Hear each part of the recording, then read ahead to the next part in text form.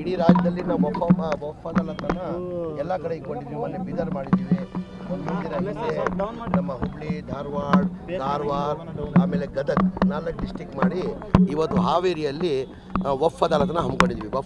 ವಫ್ ಅದಾಲತ್ ಹಮ್ಮಿಕೊಂಡಿರೋದು ಕಾರಣ ಅಂದರೆ ನಮ್ಮ ಭಾಳಷ್ಟು ಸಮಸ್ಯೆಗಳಿದ್ವು. ವಫಲ್ಲಿ ಭಾಳಷ್ಟು ಎನ್ಕರೇಜ್ಮೆಂಟ್ ಆಗಿದೆ, ಭಾಳಷ್ಟು ಖಾತೆಗಳು ಆಗಲಿಲ್ಲ.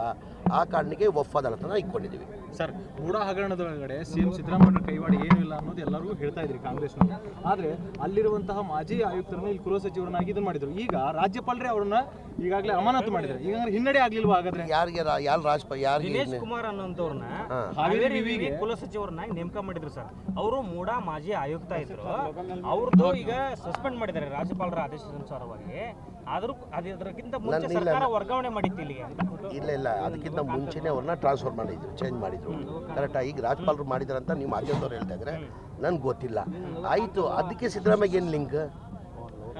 ಒಂದು ನಿಮಿಷ, ಅದರದ್ದು ಸಿದ್ದರಾಮಯ್ಯದ ಏನು ಲಿಂಕ್ ಇದೆ? ಅಧಿಕಾರಿಗಳ ಬೆನ್ನಿಗೆ ಕಾಂಗ್ರೆಸ್ ಸರ್ಕಾರ ನಿಂತ್ಕೊಂಡಿದೆ ಅಂತ.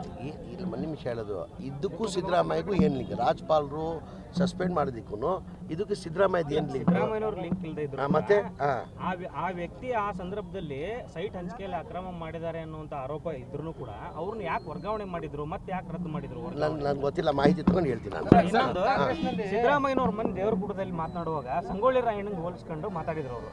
ನಮ್ಮವರೇ ನಮಗೆ ರಾಯಣ್ಣನು ಕೂಡ ನಮ್ಮವರೇ ಹಿಡಿದುಕೊಟ್ರು, ಹಂಗೆ ನಮ್ಮವರೇ ನಮ್ಮನ್ನು ಹಿಡಿದುಕೊಡೋ ಪ್ರಯತ್ನ ಮಾಡ್ತಾರೆ. ಶತ್ರುಗಳು ಪ್ರತಿ ಕಾಲದಲ್ಲೂ ಕೂಡ ಇರ್ತಾರೆ.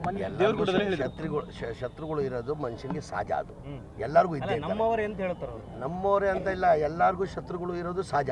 ಈಗ ನನ್ನ ಜೊತೆಯಲ್ಲೇ ಇರ್ತಾರೆ, ಯಾರು ಶತ್ರು, ಯಾರು ನನ್ನ ಸ್ನೇಹಿತರು, ಯಾರು ಶತ್ರು ಅಂತ ಗೊತ್ತಾಗ್ತದೆ. ಆ ಥರ ಆ ಲೆಕ್ಕದಲ್ಲಿ ಹೇಳಿರುತ್ತೆ ಮನೆ. ಅಲ್ಲ ಸರ್, ಮೂಡಾದಲ್ಲಿ ಸಿದ್ದರಾಮಯ್ಯ ಅವರಿಗೆ ಕಾಂಗ್ರೆಸ್ನಲ್ಲಿ ಇರ್ತಕ್ಕಂಥವ್ರೆ ಹಾಕ್ಕೊಟ್ರ ಅಂತೇಳಿ ಸರ್, ಕಾಂಗ್ರೆಸ್ ಅವ್ರು ಏನಕ್ಕೆ ಹಾಕ್ಕೊಡ್ತಾರೆ? ಅಲ್ಲ ಸರ್, ಅವ್ರು ಹೇಳೋ ಸಿದ್ದರಾಮಯ್ಯ ಅವರು ಪರೋಕ್ಷ